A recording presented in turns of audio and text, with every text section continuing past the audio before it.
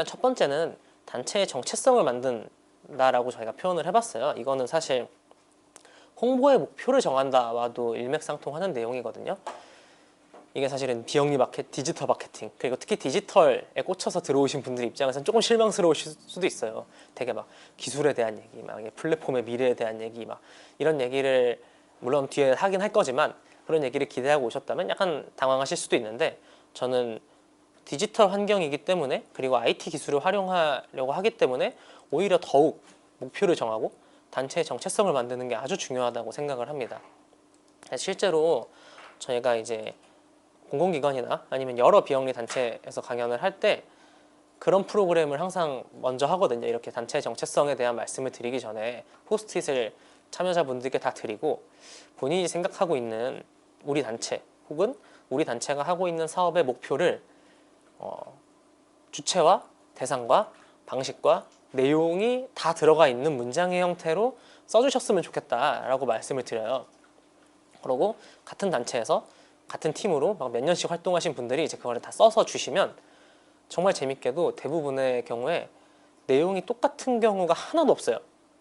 되게 사업의 대상도 다 다르고 사업의 내용도 다 다르고 목적도 되게 다 다르게 생각하고 계신 경우가 있고, 프로그램을 하다 보면 약간 갑자기 되게 민망한 상황이 되는 거죠. 나는 막 여기를 대상으로 생각하던 게 아닌데 왜 지금 이거 합의된 거 아니었어? 이런 이제 약간은 민망하기도 하고 좀 재밌는 상황이 펼쳐지는데, 그게 많이 그렇게 되는 것 같아요. 왜냐하면 사실은 홍보는 사업이 있고 아니면 단체가 있는 상태에서 그 어떤 실체를 홍보하는 거기 때문에 되게 홍보를 하기 전에 당연하게도 아니 뭐 목표는 당연히 우리 사업을 홍보하는 거지, 아니면 이거를 되게 많은 사람들이 보게 하는 거잖아 라고 생각을 그냥 소위 말하면 가볍게 하게 되는 경우가 많은데, 사실은 홍보야말로 아주 구체적으로 누구에게 어떠한 느낌을 줄 거고 무슨 감각을 제공할 것이며, 그리고 어떠한 메시지로 설득을 할 건지가 되게 구체적으로 정해져야 한다고 생각을 하거든요.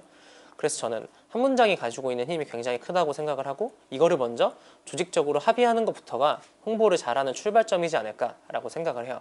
근데 여기서 제가 꼭 말씀을 드리고 싶은 건 아주 완성된 형태의 문장으로 꼼꼼하게 작업을 해주셔야 되고요. 그거에 대해서 충분하게 합의를 하는 게 필요한 것 같아요. 이게 사실은 조금 뜬금없는 얘기 같아 보이고, 그거를 한다고 해서 홍보가 진짜로 좋아지냐라는 의문이 들 수도 있는데, 그냥 단어로 뭐 인식을 바꾼다 아니면 뭐 이 이슈에 대한 관심 제고, 이 정도로 합의를 하는 것과 20대 서울 어디 지역 뭐 강서구에 살고 있는 20대 1, 2학년 대학생들을 대상으로 하여 이 사업의 목적을 확실하게 각인시킨다라고 하는 것은 그 구체적인 홍보의 전략과 플랫폼을 고르는 데 있어서 완전히 다른 결론을 가져올 수밖에 없거든요. 그래서 예시로 들고 싶은 게, 저는 토스의 이야기를 해드리고 싶은데요.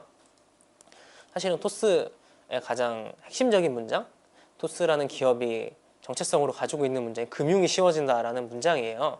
그래서 금융이 쉬워진다라는 모토 아래 토스가 이런저런 활동을 하고 있는데, 이 문장을 되게 팀원 내에서 되게 많은 토론을 거쳐서 합의를 봤다고 하거든요. 근데 이게 사실은 아니 금융이 쉬워지는 게 가장 좋지 뭐 너무 당연한 얘기를 뭘 굳이 하냐라고 하지만, 이거를 명시적으로 정해놓음으로써 토스가 유명해지게 되는 광고 같은 게 가능해진 거죠. 예를 들면 5초 만에 송금을 끝낼 수 있는 법, 아니면 뭐 5초 만에 주식을 시작하는 법과 같은 광고 카피들이 나오게 되었고, 그게 당연히 사람들에게 영향을 줬기 때문에 사실은 만들어진 지 뭐 10년, 20년도 되지 않은 기업임에도 불구하고 이미 너무 규모가 커졌고 많은 사람들이 토스를 이용하게 되고 있는 거죠. 그리고 토스는 사실 그러한 것 때문에 정체성을 되게 많이 고민을 하고 있는 기업이라서 비영리 단체는 아니고, 사실 활동하는 것에 비판적인 지점들이 있을 수 있지만 참고를 하시면 되게 좋을 것 같은데요. 토스에는 그런 일을 하시는 분이 있다고 해요. UX 라이팅이라고 하는 이제 일을 하시는 분이 있다고 하는데, 먼저 UX 라이팅에 대해서 설명을 드리자면, 어떻게 하면 사용자들이 편리하게 느낄 수 있도록 이제 앱 내에서 글을 만들 것인가, 문장을 만들 것인가를 고민하는 분이에요. 그래서 그분은 계속 그 일만 하시는 거죠. 안내문 아니면은 뭐 광고 글, 공지사항 같은 거의 문장을 보면서 이 문장은 이렇게 바꿔줘야 사람들이 더 편하게 읽을 것이다. 우리의 목적이 이거니까 이렇게 문장을 만들어야 사람들이 더 편하게 읽을 것이다. 라는 일만 하시는 분이 존재하고요. 그분이 있음으로써 해서 토스가 계속해서 사람들한테 진짜 쉽다. 그래서 이용할 만하다. 그러니까 이용하겠다. 라는 방식으로 사람들의 인식을 변화시켜 오지 않았나 라는 생각이 들고요. 그래서 사실 이거는 디지털과는 약간 다른 내용이에요. 물론 이제 뒤에 디지털 마케팅을 잘하고 전문적으로 하기 위해서는 디지털에 대한 이해도 당연히 있어야 되고 기술에 대한 이해, 플랫폼에 대한 이해도 당연히 필요하죠. 근데 시작하는 단계에서는 디지털에서 나와서 비영리에 좀 더 집중을 하셨으면 좋겠어요. 우리 비영리는 무엇을 하는 비영리였지? 를 먼저 고민하고 결정하는 과정을 거치면 사실은 약간 막연한 디지털에 대한 두려움이 있잖아요. 이건 내가 어디서부터 무엇을 시작해야 되고 뭘 공부해야 될지 모르겠는데 우리 단체의 정체성이 확실해지면 이런 건 걷어내고 이거에 집중하면 되겠다. 예를 들면 단체의 속성이나 메시지를 점검해 봤을 때 우리의 목표는 사람들이 가볍게 왔다 갔다 하면서 30초 내로 이 게시물을 봐주는 거다라는 인식이 들었으면 사실은 5분짜리 컨텐츠를 어떻게 하면 사람들이 다 볼 수 있게 만들 것인가에 대한 고민, 5분짜리 컨텐츠를 잘 만드는 방법은 뭔가에 대한 기술적인 고민 같은 거는 굳이 할 이유가 없는 거죠. 그래서 특히 작은 비영리일수록 목표를 정해서 선택과 집중을 잘하는 게 일의 사이즈를 줄여주기 때문에 지속 가능한 마케팅을 가능하게 만드는 것 같고요. 그래서 이걸 되게 잘하고 있는 비영리 단체가 영리 플랫폼, 영리 미디어를 하나씩 소개시켜 드리려고 해요.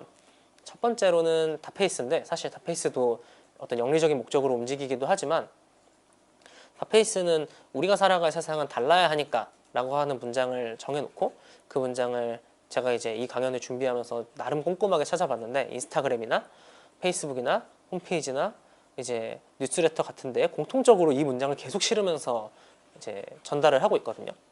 근데 이게 홍보로서도 당연히 여기는 무언가 다른 미디어 콘텐츠를 제공하는구나 라는 느낌을 준과도 동시에 콘텐츠를 만드는 사람들이 콘텐츠의 연출 방식이나 주제나 내용을 결정하는 데 상당히 많이 도움을 줘요.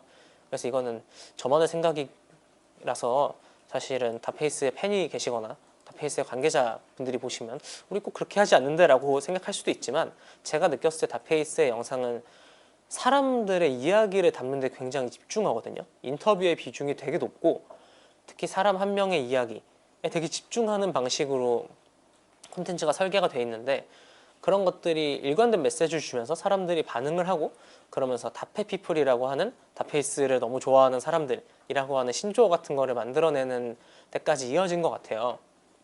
그래서 이렇게 하나의 문장으로 합의를 놓고 이걸 공통된 토대로 홍보를 하고 콘텐츠를 만들다 보면 결국에는 거기에 감흥해서 되게 깊게 이슈에 공감하고 같이 활동을 하고 우리가 굳이 먼저 돈을 써서 홍보하지 않아도 우리의 콘텐츠를 옮겨주는 사람들을 만들어낼 수 있는 것 같고요. 그리고 이제 문명특급이라고 하는 것을 소개시켜 드리고 싶은데 이거는 홍보를 잘하는 것도 있지만 목표를 정한 홍보가 어떻게 콘텐츠의 내용과 기획에도 영향을 주는지에 대해서 말씀을 드리고 싶어서 넣어놨어요. 그래서 문명특급이라고 하는 거는 모르시는 분들도 있으실 것 같아서 설명을 드리자면 SBS에서 진행을 하고 있는 어떤 연예, K-팝 관련된 미디어 채널이거든요. 그래서 어떤 사람이 아이돌이나 가수나 배우가 이제 뭐 영화를 찍거나 아니면 신곡이 나오거나 하면 이제 제재라고 하는 이제 진행자분과 이제 그 컨텐츠에 관련해서 이야기를 나누는 이제 미디어 채널이에요. 근데 여기서 되게 주목할 만한 점은 사실은 이것만 보면 다른 예능과 별로 다르지 않은데 이 문명특급 제작진들이 처음에 일을 시작할 때 합의했던 게 생각보다 연예인이 자기의 작품에 대해서 설명할 수 있는 기회가 많지 않다. 그래서 우리는 연예인이 자신의 작품에 대해서 설명할 수 있도록 하는 콘텐츠를 만들자라는 아주 명백한 합의를 했고 그거를 되게 적극적으로 홍보에 활용을 했어요. 그래서 그 부분을 홍보의 포인트로 놓고 가자.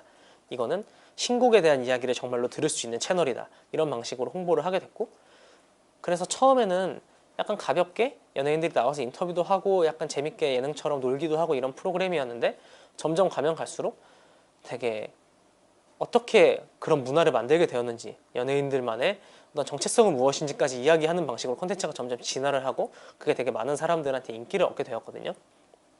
그래서 목표를 잘 정한다는 건 결국에는 콘텐츠의 내용을 어떻게 잘 기획할 수 있을지에 대한 기초가 될 뿐만 아니라 콘텐츠에 되게 깊게 빠지고 좋아하게 되는 사람들을 모으는 방식인 것 같아요. 그래서 그냥 매번 다른 맥락과 매번 다른 목표를 가지고 게시물을 올려도 일정 수준의 반응이 있지만 처음에 한번 유입된 사람들이 남고 계속해서 반복해서 우리의 홍보를 봐주고 후원도 해주고 사업에 참여도 하고 프로그램에 신청도 해주려면 어떠한 뚜렷한 일관된 목표가 있이 가야 되지 않을까라는 말씀을 드리고 싶습니다.